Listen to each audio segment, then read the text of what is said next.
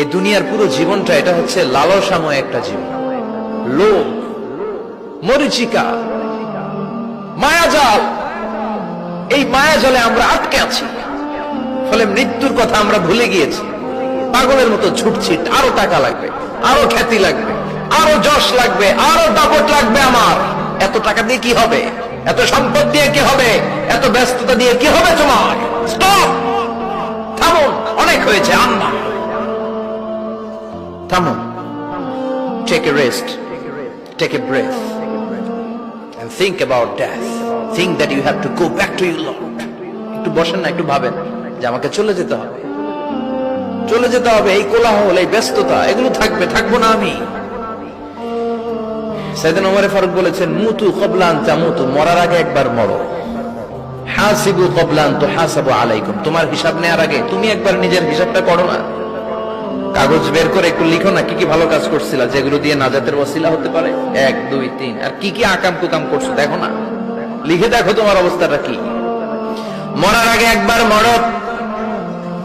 মরার আগে খাটের মধ্যে শুয়ে শটান করে চোখ বন্ধ করে একবার মরার ভান করে দেখেন কেমন লাগে। চোখটা বন্ধ করেন আর ভাবেন আপনি নাই, কি কি হতে পারে ভাবেন।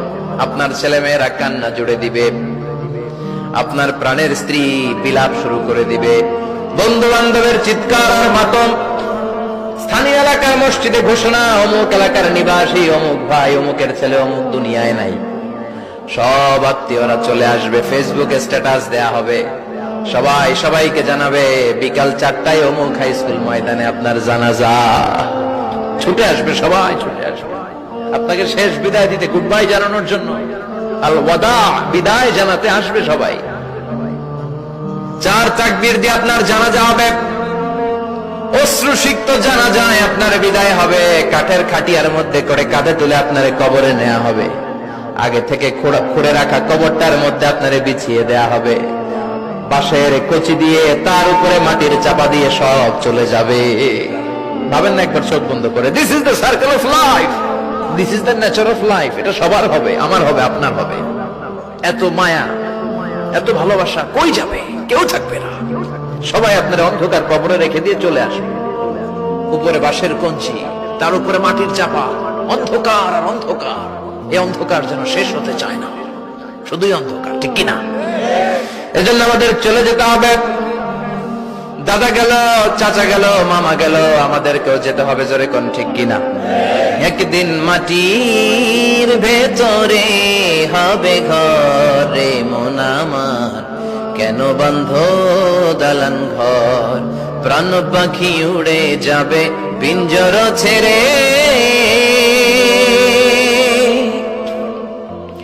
ধরা ধামে সবই রবে, তুমি যাবে চলে।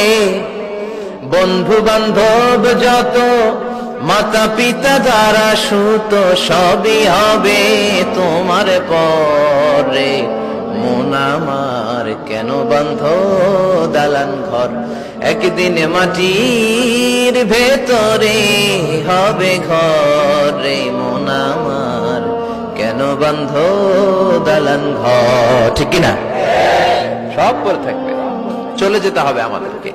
এজন্য আখিরাতের কথা যেন আমাদের স্মরণ হয়। বিশ্বনবী বলতেন, নাহাইতুকুম আন জিয়ারাতিল কুবুর, আমি তোমাদেরকে কবর জিয়ারত করতে আগে নিষেধ করতাম, কিন্তু এখন নিষেধাজ্ঞা প্রত্যাহার করে নিলাম। এখন সব সময় তোমরা কবরের সামনে যাবা আর জিয়ারত করবা। কবরস্থানে জানতো, বড়ুয়া কৃষ্ণপুরের এই গ্রামের কবরস্থান আছে কোন দিকে? পূর্ব দিকে আছে, গোখরার জলের ওদিকে। যান আপনারা, একটু যাবেন, একটু গেলে আখিরাতের কথাটা স্মরণ হবে। ওখানে ছোট শিশুরা শুয়ে আছে, কিশোর যুবকরা আছে, আপনার মতো তাগড়া যুবক, মুরব্বীরা আছে। এরা এই এলাকায় থাকতো, এরা আকাশ থেকে নেমে আসে না, এই এলাকার সন্তান, আজ নাই। একটা সার্টেন পিরিয়ড শেষে আপনিও থাকবেন না। This is the nature of life, this is the circle of life. ছোট্ট শিশু হয়ে এসেছিলেন, শৈশব, কৈশোর, যৌবন, প্রৌঢ়ত্ব। আগে ছিলেন সিঙ্গেল, বিয়ে করে হয়ে গেলেন ডবল। এরপরে আল্লাহ আপনাকে একটা মেয়ে দিল, এরপরে মেয়েকে বিয়ে দিয়ে শ্বশুর হলেন, এরপরে ওই মেয়ের ঘরে সন্তান হতে নানা হলেন। আর কতদিন? অনেক দিন হলো তো, অনেক লম্বা সময় পেয়েছেন আপনি। Think about death. এবার যাওয়ার কথা ভাবেন, আখিরাতের সামানের কথা ভাবেন, ফিরে যেতে হবে। কি শক্তিশালী যুবক, বার্ধক্য চলে আসলে লাঠি ছাড়া চলতে পারে না।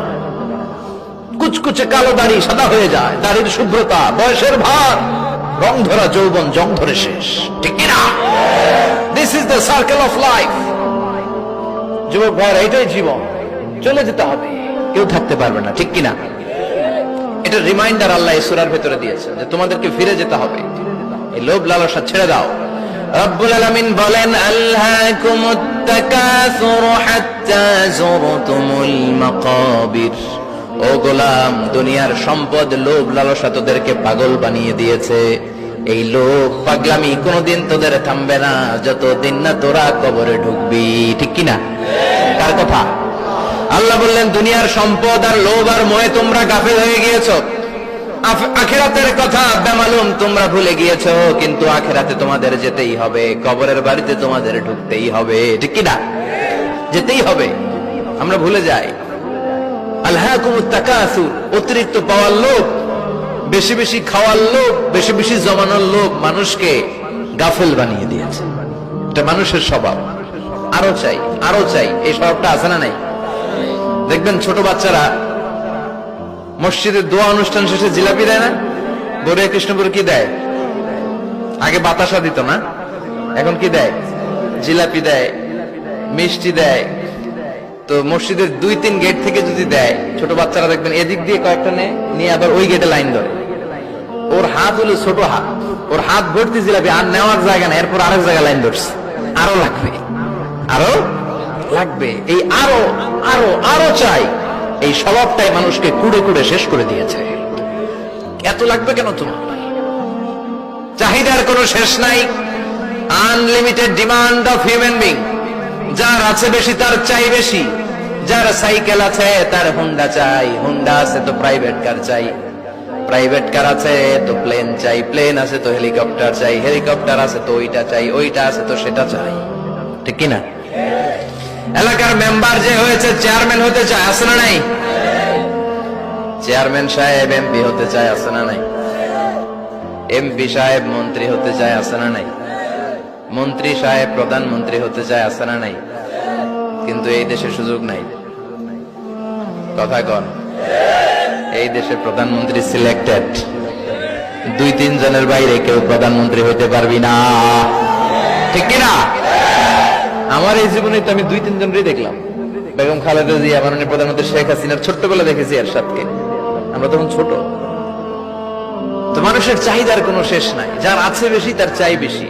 এজন্য বিশ্বনবী বলেছেন, উনজুরু ইলা মান হুয়া আসফালা মিন, তোমার চেয়ে যে খারাপ আছে ওর দিকে তাকাও। ওয়ালা তানজুর মান হুয়া আ'লা মিন, তোমার চেয়ে যে ভালো আছে ওর দিকে তাকাও না, তোমার চেয়ে যে খারাপ অবস্থানে আছে ওর দিকে তাকাও। অনেকে নিজের অবস্থান নিয়ে সুখী না, এরকম আছে না নাই? আল্লাহ আমার এটা দিল না রে, ওইটা দিল না রে, পাইলাম না রে, কিচ্ছু হয় না, কি করবো জীবনে, হতাশ।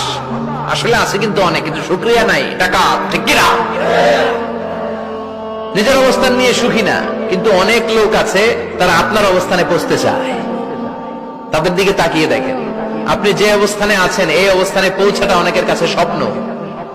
তারা প্রতিনিয়ত সংগ্রাম আর স্ট্রাগল করে যাচ্ছে আপনার অবস্থানে পৌঁছতে, আর আপনি এটা নিয়ে সন্তুষ্ট না। শেখ সাদির নাম শুনেছেন? বালাগাল উলা কাশাফাত দুজা, এই কবিতাটার রচয়িতা ইরানের বিখ্যাত এক কবি।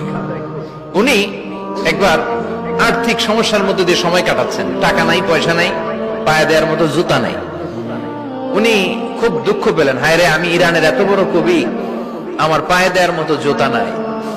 দুঃখ ভরা মন নিয়ে রাস্তায় হাঁটতে বেরোলেন। হাঁটতে হাঁটতে হঠাৎ দেখলেন একটা লোক শুয়ে শুয়ে কাঁদছে, ওই লোকটার 2টা পাই নাই, পাই নাই। উনি সেজদায় পড়ে গেলেন, আল্লাহর কাছে ক্ষমা চাইলেন, আল্লাহ অনেক দিয়েছো, শুকর আলহামদুলিল্লাহ। এজন্য যেই পরিস্থিতিতে থাকি না কেন আমরা কি পড়বো? জোরে বলেন, কি পড়বো? এজন্য আল কানাতু মিনাল ইসলাম, অল্পে তুষ্ট থাকার নাম হলো ইসলাম। সম্পদ লাগবে কিন্তু সম্পদের পাহাড় লাগবে না, ঠিক কিনা? অল্প খান, অল্প পড়েন, অল্প জামান, অল্পের ভেতরে বরকত ঢুকাইয়া দিছে কে? দেখবেন যাদের সম্পদ অল্প তারা সুখী বেশি। জরিপে এটা দেখা গিয়েছে, অনেক সার্ভেতে এটা এসেছে, যারা সম্পদশালী এরা দুঃখী বেশি, এদের দুঃখ বেশি, টেনশন বেশি। খুব স্বাভাবিক, টাকা যার বেশি রোগ তার বেশি, টাকা যার বেশি টেনশন তার বেশি, টাকা যার বেশি ঘরে শান্তি তার কম।